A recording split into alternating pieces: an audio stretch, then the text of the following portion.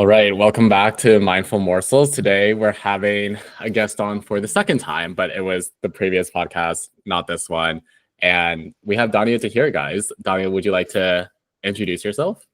Yeah, I'm Daania. I'm a master's student at Stanford. I'm studying media studies with a focus on tech and entertainment. I did my undergrad in poli-sci and creative writing. Bonus points if you remember from the last episode. Yeah, I'm super interested in the tech and entertainment space, and I do a lot of improv and the creative writing still. Yeah, and we had our last chat like this, was it, I think 2 years ago? Yeah, 2 years ago. Yeah, And it was also like creativity, but more so about like breaking out of stereotypes as Asian Americans and moving that into college. And now I am in a creative role post grad as a podcast producer. You're getting your master's, also related to creativity, and then going into a bright creative field, I'm sure. So yeah, let's talk about it. What does entertainment really mean in the age of AI, or artificial intelligence? And feel free to define entertainment, AI as you want, because I'm sure also that might be different definitions for people. okay. I don't think I should define them. I feel like I'm not qualified to do that, and it will be wrong and propaganda. So I won't do that. But what I will do is that I think entertainment will maintain its integrity in this AI age, in the sense that it will mean what it has meant for a long time, which is just gaining pleasure from consuming something, which I That's a think, pretty good definition of entertainment, by the yeah, way. that's a fine. Yeah. So I think entertainment is still going to stay entertainment. Like, you are gaining pleasure from consuming something, whether that's a movie, audio, theater, and it does often involve kind of like a passive kind of. It's not like it, yeah, like you're not really making something, but that's a whole other thing about definitions, I think, because you can define entertainment as like creating something too, but most people define it as consuming something. So I think that will stay the same. Although I do think like I think what AI is doing is kind of making our standard for entertainment a bit lower, and is also just taking agency away from some creators. So the quality of our entertainment, I think, is at risk, depending on how AI will continue to impact it and its progress, and how aware we are of what we are consuming. Um, yeah. Yeah, let's go back a bit to end of 2022. ChatGPT, or the model that becomes mainstream, just comes out. And especially in the education space, I think there still is a lot of decisions to be made about how to integrate it. When that popular model of ChatGPT came out by the end of 2022, how are you feeling about it? Were you immediately like, yes, this is great, I'm using it immediately? Were you on the exact opposite side where you're like, never, pen and paper forever? Or were you somewhere in the middle? How are you feeling? Because I feel like that was a huge moment for our generation, at least in terms of AI becoming more mainstream and just accessible. Yeah. Um, I remember the day after it came out, me and my friends from improv like got a projector and put it on the big screen and just asked it some like insane questions to see how it would answer, and it was fun to see like what it could do. And we made it like write a script. We tried to do improv with it. It cannot do improv, spoiler alert, and it cannot be funny, which is great, because it won't take that from us yet. And I think like personally, like, yeah, I did use it occasionally, like to get quick information, like essay outlines. I feel like it can do sometimes. Um, However, I do think I tried to stay away from it with regards to like uh I guess I would say like a- anything that like I couldn't find on Google, I wouldn't use ChatGPT for. Does that make sense? Just because I was worried that it would like make my writing bad, or like it would become a crutch like for my for my essays or like for finding content, like I would just want to plug it into ChatGPT because that is what a lot of people do. You know, it can generate like outlines and concepts, but if you keep doing it too much, like you'll just not be able to do it yourself, and that did scare me. Right. And so I tried to avoid that. But yeah, like when you have an assignment due in 10 minutes, I mean, like it is a tool that makes stuff more efficient and can help people like streamline some things, and like better manage their time. But once it becomes a crutch for like real critical thinking, I think that is where I started to get slightly sus on it and need to like discipline myself. So Right. And I'm sure a lot of people share your sentiment, but I do think I would assume the majority of people who use it do use it as a crutch, right? Like I'm sure there are Mhm. people who do that. And I'm curious, it kind of reminds me of like this whole debate around social media right now where everyone can like acknowledge that there are detriments to it, but especially for younger people, we're asking a lot of like self-control and discipline to not like doom scroll for 4 hours or to not like click on weird links and get hacked. Like I think I wonder what you think is a good way to like get more of the mentality you just described of recognizing a tool like ChatGPT as a helpful tool, but not completely replacing the creative process when theoretically it's easier to do it that way, even if you're creating like more mediocre content. So like how do you share that with other people who are using ChatGPT that way? like, how do you convince other people of that concept? Or Convince is a strong word because Americans are nothing but stubborn, but I think more so like create it as like kind of just make the best case for it. Maybe like we start there yeah, instead of just like trying to convince somebody.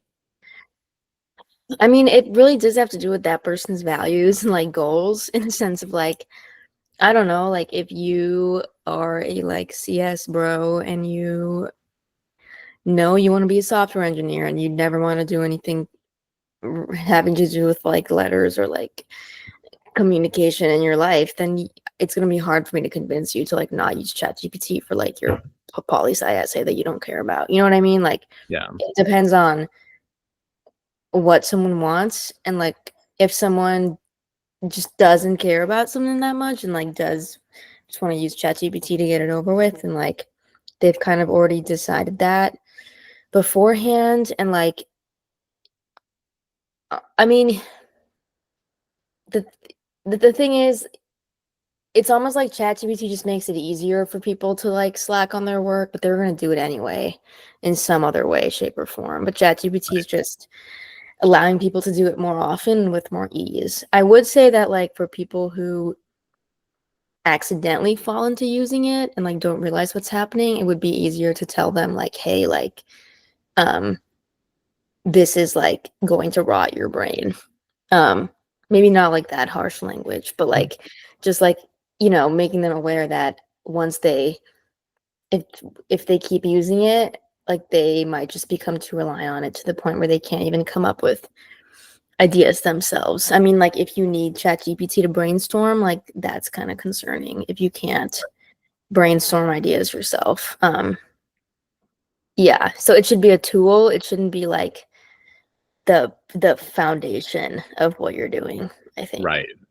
Let's jump into a space that AI is quickly taking shape in, which is our music and audio listening experience. A lot of ways we can go here. Why don't we start with specifically Spotify, which is a popular music and audio listening app for anybody who does not know.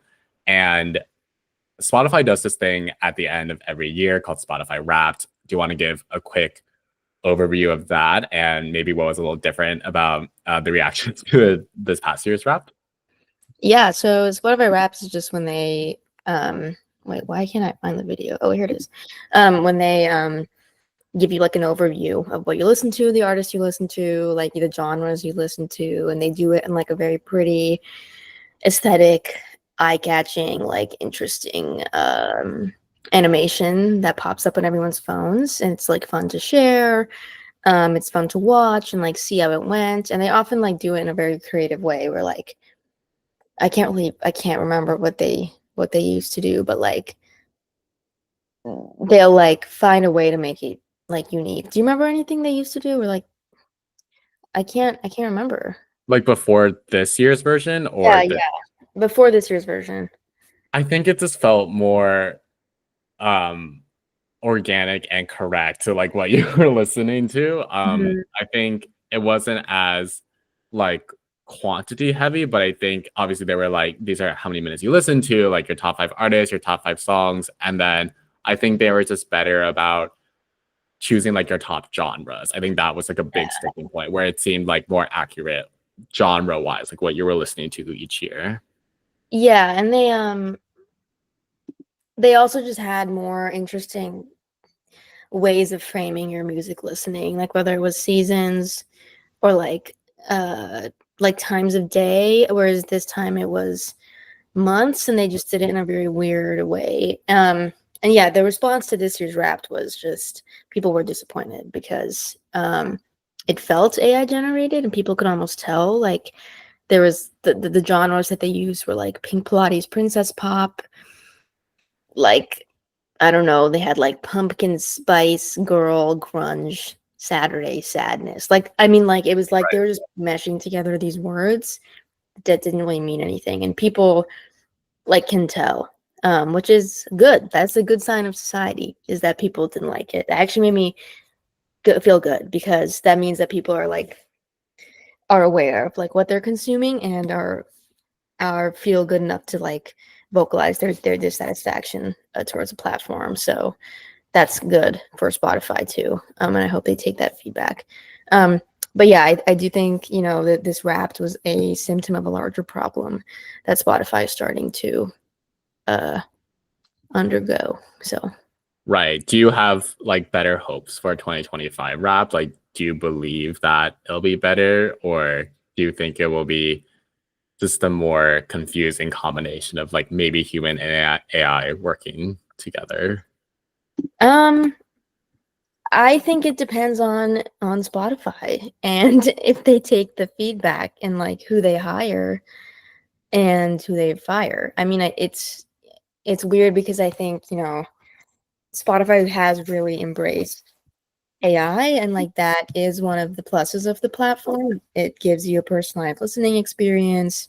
It lets you connect with friends. And it's very easy to like listen to music. And in theory, it's very easy to find new music. And um, you know, Spotify used to have like playlist curators, and now they have significantly less. I don't even know if they have any. Well, fact check me on this one, whoever's listening to this. But yeah, like they used to have people who would specifically be hired to curate playlists. Now, like if when you look up a playlist and you see like those generic Spotify ones, they're not made by people; they're made by algorithms, and you can tell. Like you can tell, like a human didn't pick these songs, and so there's pros and cons to that. And I think it's up to I think it's whether or not Spotify like wants to wants to change and like I don't know how their business model works. You know, it's like it's under lock and key and stuff. So like it just depends on what they want to prioritize. So Right. yeah. Right. That makes sense. You keep getting at this point of being able to tell when something is AI generated or AI modified versus human created. Do you think there'll always be that line, or do you think the way AI is advancing, it won't be discernible enough between something that's AI made and something that's human made? Like can you say that last part again?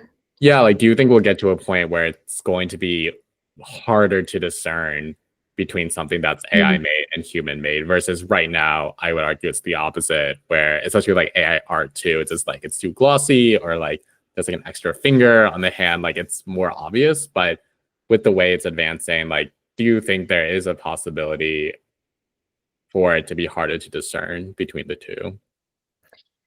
Yeah, I think well it's interesting because I just had a class today where we had to respond to prompts as a current GPT model and then respond to prompts as a potential future GPT model. And like decide whether future models will be able to, give more accurate human responses, and we determined like yes, tentatively. Like I think it depends on, again, it depends on the platform and the medium, or that's the same thing. Yeah, it depends on the medium. Because like I think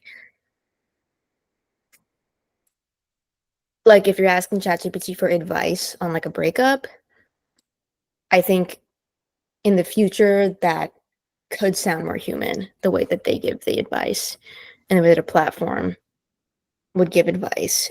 If you're gonna ask an AI model to like make a movie, like write a comedy script, I don't think that that's gonna. I think we'll be able to tell that a bot did this, because I do think I do think that creativity and like some creative mediums are just too hard for an algorithm to emulate, because they come from such a different place than like logic, and creativity is like like humor, for example. So much of humor is about being like unique, right? And like kind of like undercutting something, or like surprising someone. Like that's how you make good jokes, and like jokes have to be constantly like unique so that people don't get bored. If you like, and an algorithm can't really like, it's gonna constantly be drawing on past things, right? Like on like its database, and it won't be able to like do something like surprising in the same way that like a human can. So I don't know, does that answer the question? I feel like I went on a tangent.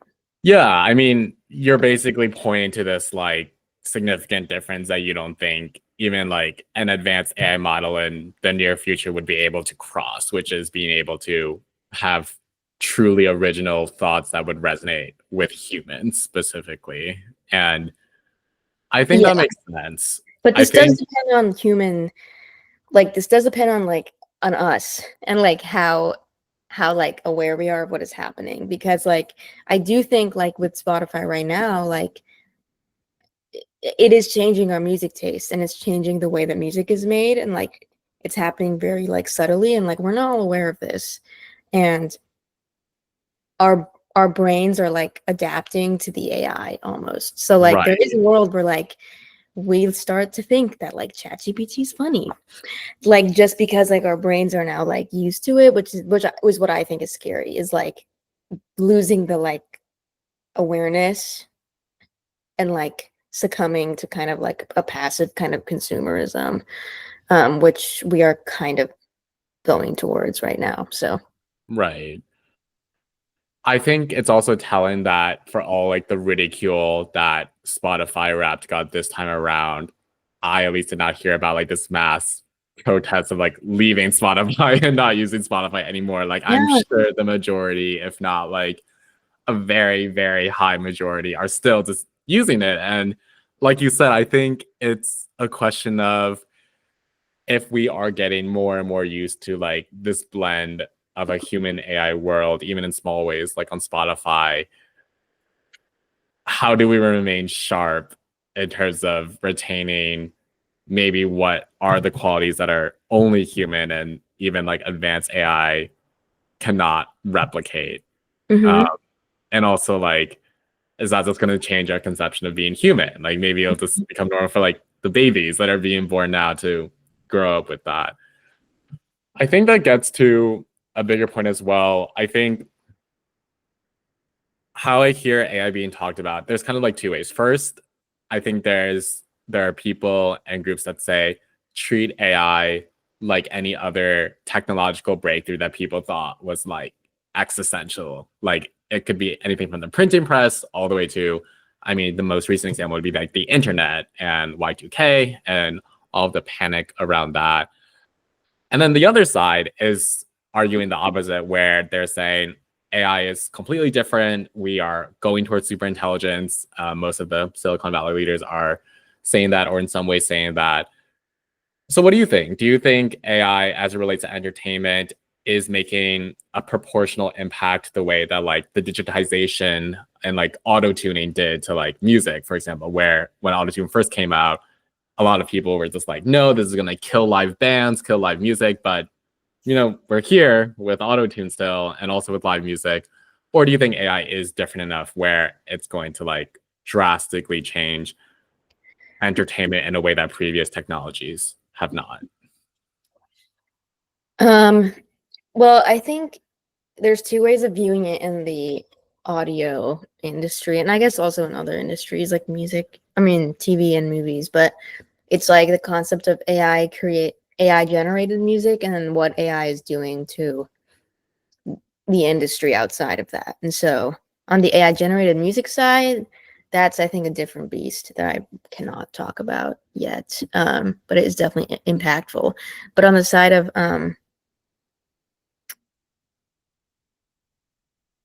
I think the difference between like auto-tune and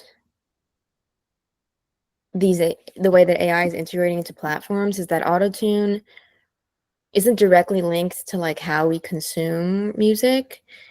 It wasn't that drastic of a shift in the way that we like find music and use music, whereas AI is changing the way that we consume, and so it's impacting the user more than auto-tune impacts the user. So like AI in the audio industry has like a two like pronged effect on the user, where the user becomes kind of a passive consumer, and clicks the day list on Spotify, gets the music, and that is like the primary way that they find new music and listen to music. So they're no longer actively searching for new music, actively trying to define their music taste. And they're also not exposed to things that they don't like or to different sounds. And you can't really have a music taste if you never listen to things you don't like. Now, this concept is like not that big a deal, right? Like it's not a huge deal if people are starting to lose their music tastes, but it has just a larger impact. I argue on like the way that our brains will process culture and like think critically. There are these two scholars. I fucking forgot their name, bruh. I don't even know. But they're these two guys who were like in the Renaissance. They were like, there's a thing called the culture industry where they argue that all culture is produced like any product. It's just like mass produced. And it like numbs people's brains. Is their concept, and that it leads to conformity and like a loss of autonomy. Is what they think. And they are arguing that like culture is driven by like standardized and profit oriented methods, and that this leads consumers to like lose their autonomy and just like consume whatever the culture industry wants them to consume instead of like creating their own culture and like deciding. And they said this in the fucking Renaissance. What people were like, bro, like what are you even talking about? Like, huh? But now it's like you can apply this to completely to Spotify. It's like standardized and profit oriented methods of creating culture. I mean, the platform is driven by profit. AI is in the platform so that users like keep using the platform. Like the whole thing is a profit model. And so you can totally argue that like, yeah, like Spotify could be an example of the culture industry where they're like pumping these things into the algorithm and there goes our autonomy as users. And then this other guy argues, there's an article called "Is Spotify Bad for Democracy?" And he takes this to another level of like, not only is this us like losing our autonomy, like in terms of like culture and entertainment, but like now we're just like our brains are turned off and like we can't like critically think anymore. Is basically his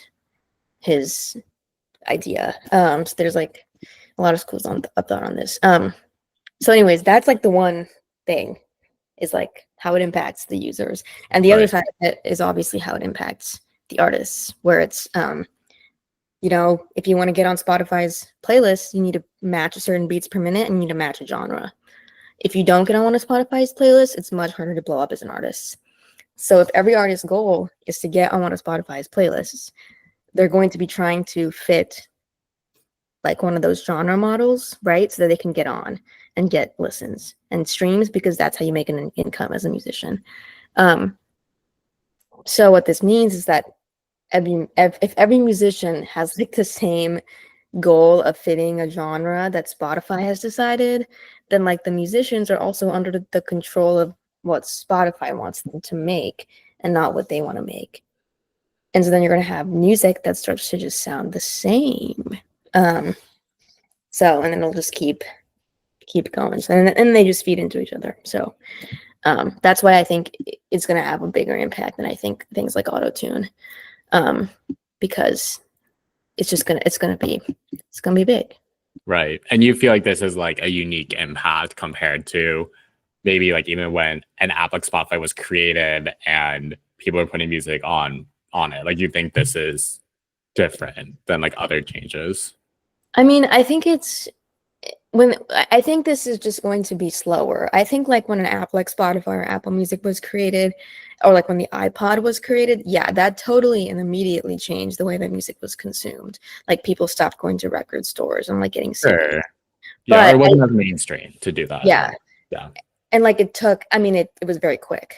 But I think AI is not. It's slightly more sinister in the sense that it's like a lot of these impacts aren't like immediate, and like Right.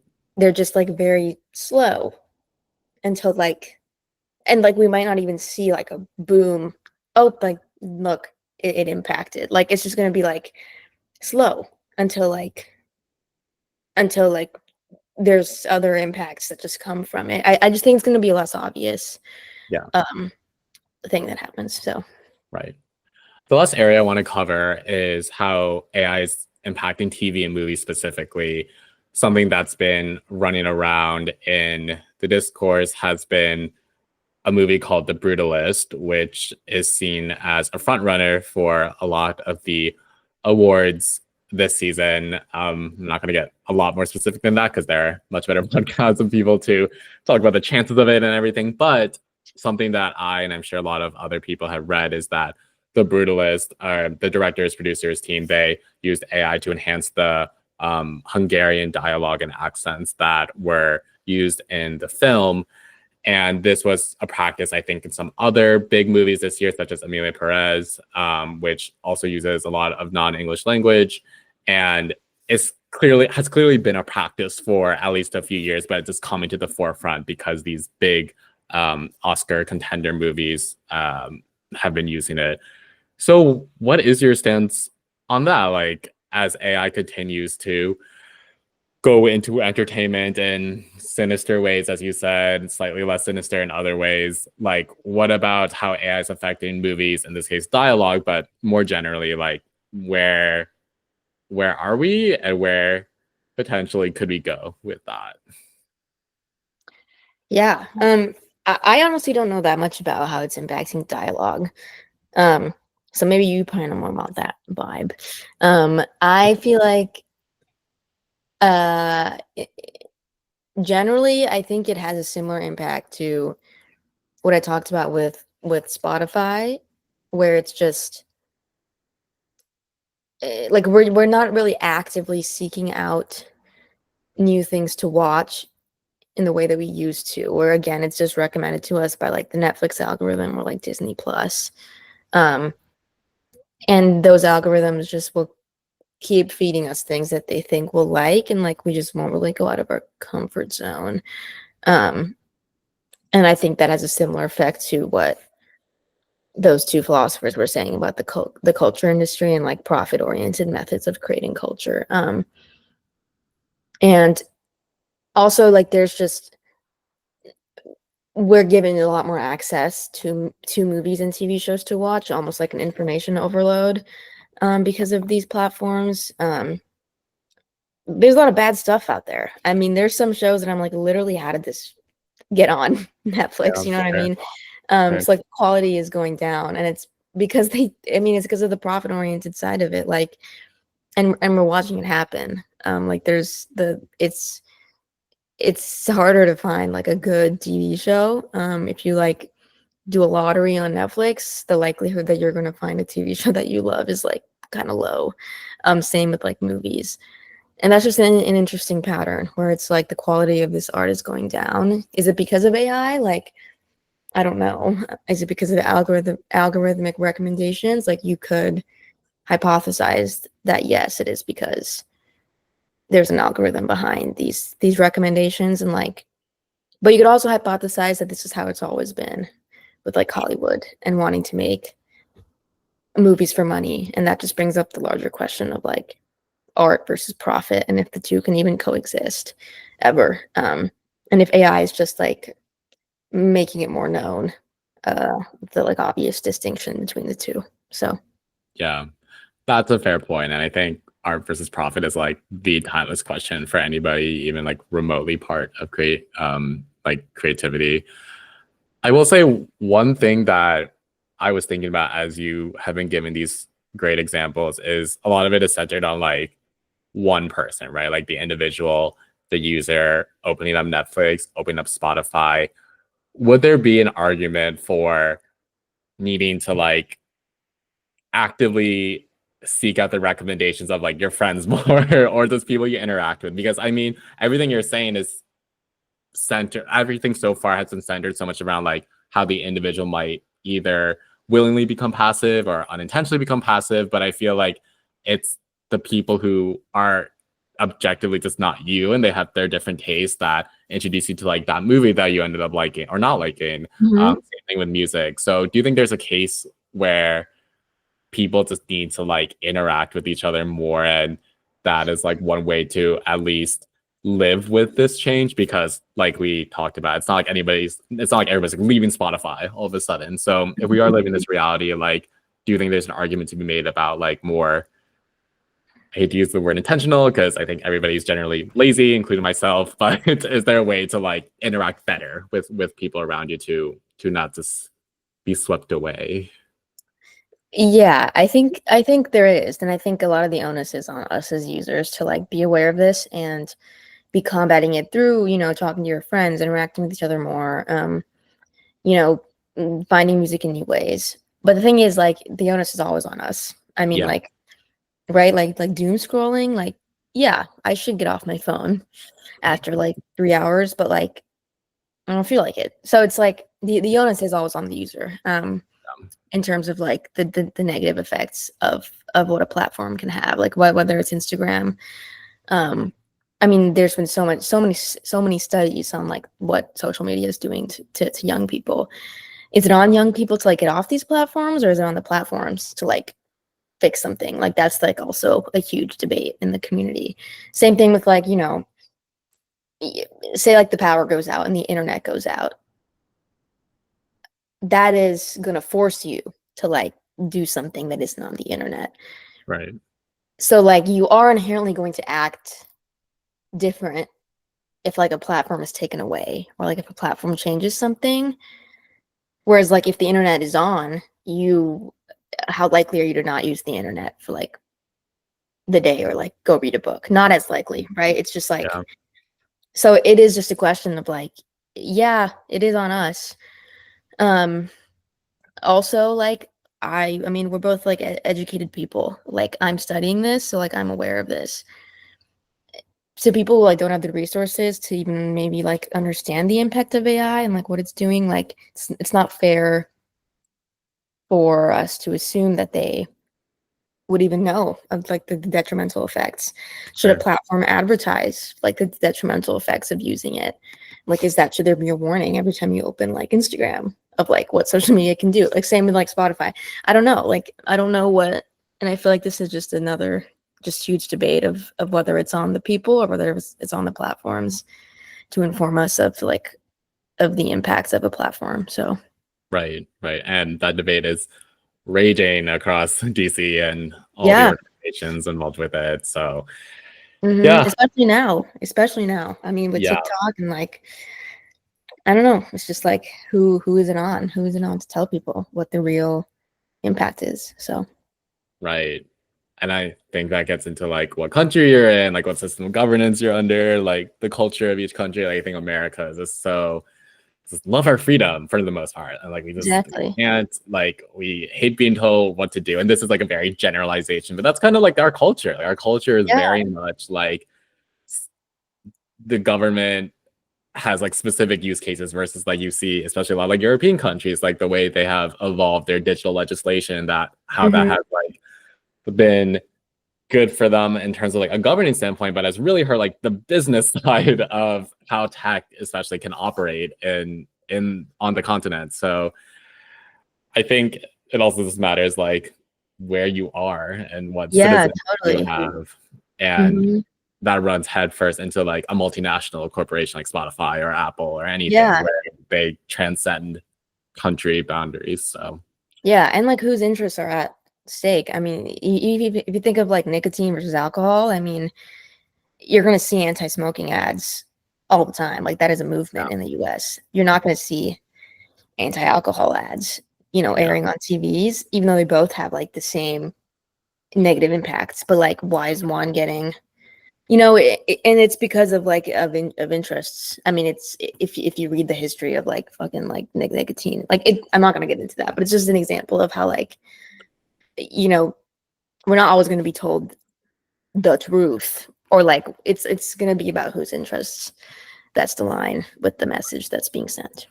right, right. Any last thoughts about entertainment, AI, state of our country, world, anything you want to divulge? um I guess it would just be to like have an open mind and be critical both ways. I think taking a hard negative stance on anything is also not good, and I think I've been talking a lot about the potentially negative impacts of AI on entertainment, but like that's because I think that um that's because like my fucking master's thesis is just mainly on that. But that doesn't mean that there are not positives. And I think the most important thing is to be educated on both spectrums and anything in the middle, um, and to evaluate everything like as logically as you can, because there are benefits to AI and what it can do. And I feel like, you know, going to Stanford, I meet people who have very strong opinions on both ends of the spectrum, of Yeah, people who are like, we should never use AI, and people who are like, this is like sent from God himself. yeah, So, like, it's just important to have those both and not, in my opinion, just like pick one and then never listen to the other side of it. So right, right. Agreed. Thanks, Daria, for coming on again. I feel like we always just have a good flow, and I appreciate it. And yeah, this episode will go out sooner rather than later. So I hope everybody listening enjoys. Also record a formal conclusion as well. But yeah, thanks, Don. yay, of course. Okay, love. Let me stop the recording. Stop.